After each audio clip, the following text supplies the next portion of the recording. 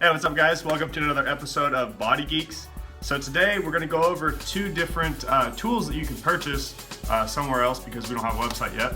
But two tools you can purchase to use in the gym that could basically help you make some gains. So the first one that you just saw with Mason was the bench block. Now this is basically like a really hard foam block that you can place onto a barbell at different settings.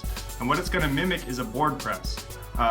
Board press is something a lot of powerlifters have used to shorten the range of motion on the bench press to work certain parts of the movement.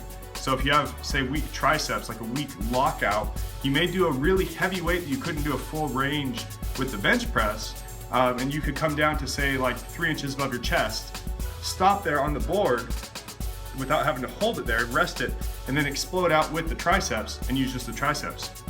What you're seeing with me here is that I'm doing a close grip bench press. Yesterday Mason and I had trained arms. So we started with this, and what I'm doing is I'm using this block to stop before my chest would take over the rest of the motion. So by keeping my hands closer together, keeping my elbows somewhat tucked, and coming down and stopping with the block, I'm able to keep all the weight on just my triceps to work purely my triceps. Now granted, you're gonna get a little bit of pec and delt involvement because it's a multi-joint movement, but that bench block will help you keep more of the emphasis on the triceps themselves.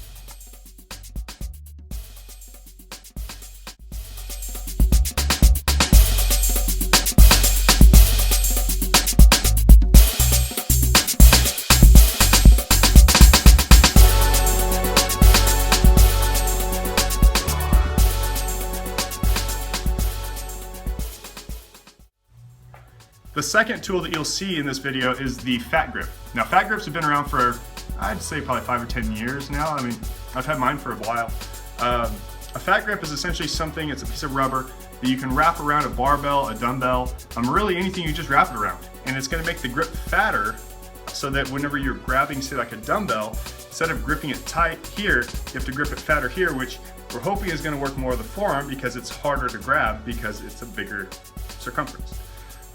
I choose to use the fat grips at times with either a rope or with just the cable, like what you're seeing here, to do hammer curls. Now I like this because instead of grabbing the cable, which is really small, I can grab the fat grip and actually perform a real hammer curl.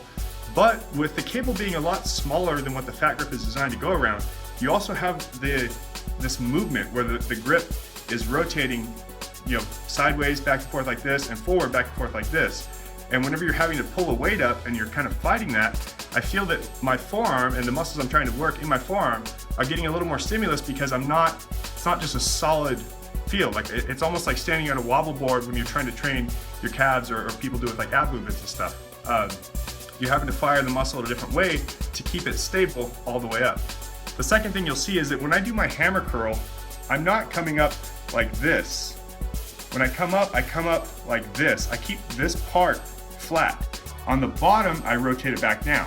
So when you're doing this, what muscles is this gonna work? If you do that with your hand and your arm right now, you'll probably feel the muscles on the top of your forearm working.